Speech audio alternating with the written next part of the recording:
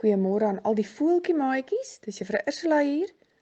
Ek hoop dit gaan met julle almal nog baie goed. Juffrou hoop julle speel baie lekker by die huis. Ek hoop julle gebruik die tyd goed.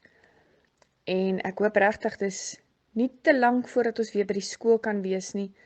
Juffrou kyk so baie na julle foto's en video's en dan verlang ek sommer baie erg. En dankie vir al die foto's en video's. Dis vir my vreeslik lekker om julle gesiggies te sien.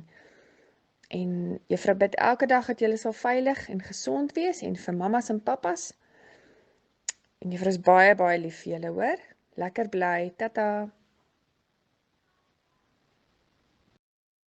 Aan elkeen van my liewe eiltjies wat na hierdie luister.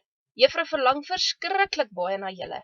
Dit is nou al baie lank vandat ons mekaar laas gesien het en ek kan nie wag dat ons almal weer saam by die skool kan wees nie. Juffrou bid vir julle en ek weet liewe Jesus is by ons in hierdie tydjie wat ons weg is van mekaar.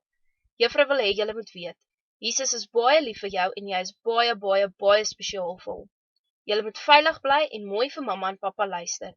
Probeer om al die werkies wat juffrou elke week vir julle stuur mooi saam met mamma te doen.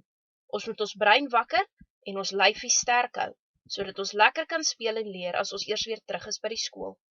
Juffrou kan nie wag om julle weer te sien nie en juffrou bid baie hard dat dit sommer een van die dae sal wees.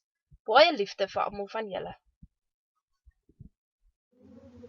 Hallo aan al my skoenlappertjie maatjies en ouers. Juffrou hoop dat dit baie goed gaan met julle elkeen.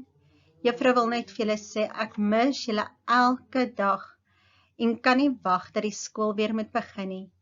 Ek hoop julle geniet die werkies wat juffrou elke week vir julle stuur en dat julle so oulik is dat julle sommer baie mooi van mamma en pappa ook luister.